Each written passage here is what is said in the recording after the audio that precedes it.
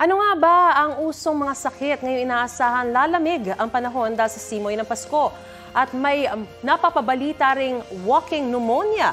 Kaugnay niyan, nakasalang sa Balitang Hali si infectious disease expert at presidente ng Philippine College of Physicians, Rontgen Solante. Magandang umaga, Doc.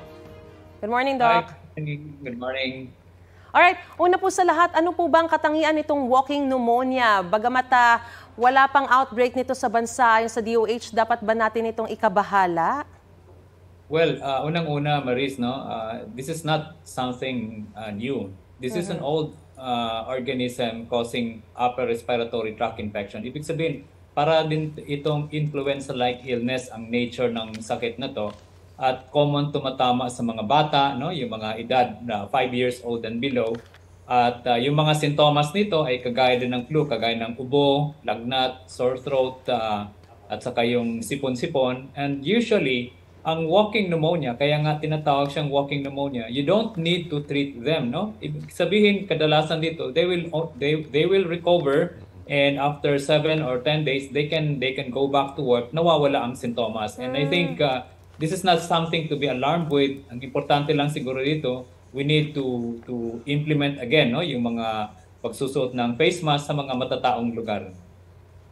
Para agad daw maabatan yung sintomas ng walking pneumonia, may mga ilang mga doktor daw na nagre-reseta na ng mga antibiotics para sa suspected patients. Ano po bang masasabi niyo rito?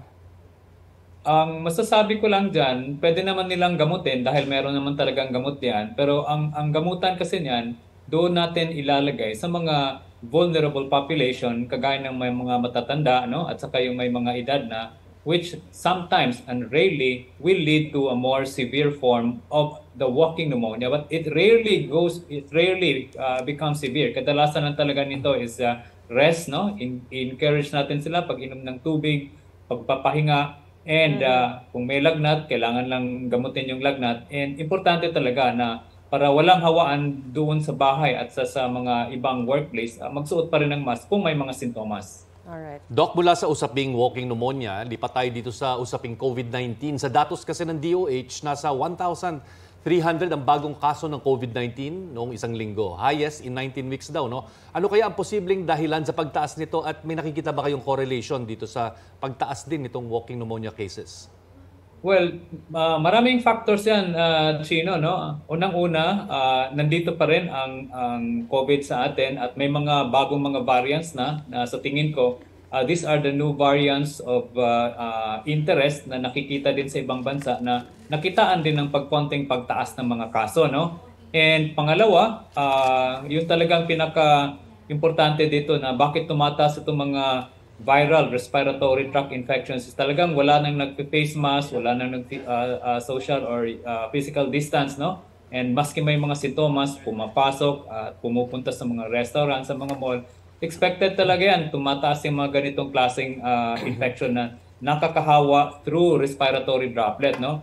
But bagamat man tumataas ang mga datos natin sa COVID-19, natutuwa pa rin tayo dahil hindi naman yan nagre-reflect na tumataas ang kaso, tumataas ang hospitalization. Mababa pa rin ang hospitalization with regards to COVID at parang makikita natin na yun, ang COVID ay parang na rin influenza-like illness. Okay, at kasabay ng paglamig ng ating panahon, Doc, ano bang mga sakit pa ang dapat nabantayan ng ating mga kababayan at paano palalakasin? Yun ang pinaka-importante siguro, ang ating resistensya. Yes, no, Chino at saka Maris, no, talagang expected ngayong mga ganitong buwan, no, especially November, December, and even early part of January kasi medyo malamig pa rin yan, no. Yung mga respiratory tract illnesses kagaya ng pneumonia, influenza-like illness, no, at saka upper respiratory tract infection. Wag din nating kalimutan yung dengue is year-round, no? Isa din yan sa mga tinitingnan natin, especially pag medyo malamig at medyo tag-ulan ng konti, mataas din ang dengue. Pag bumabaha naman, bantayan din natin ang leptospirosis. There are regions or there are municipalities outside of Metro Manila na pagbaha, madali ring nakaka-pick up ng mga kaso ng leptospirosis, no? So these are the common infections that somehow are common during this time of the year, no? So paalala pa rin natin sa publiko, palakasin natin yung katawan natin, kakain ng maigi, maganda yung tamang paghinga, no? Saka importante yung halimbawa kung may mga sintomas, pahinga talaga at since respiratory tract infection ang pinaka most common, pag may mga sintomas, magsuot ng face mask at huwag muna siguro munang papasok. Maraming salamat, infectious disease expert Dr. Rontgen Solante.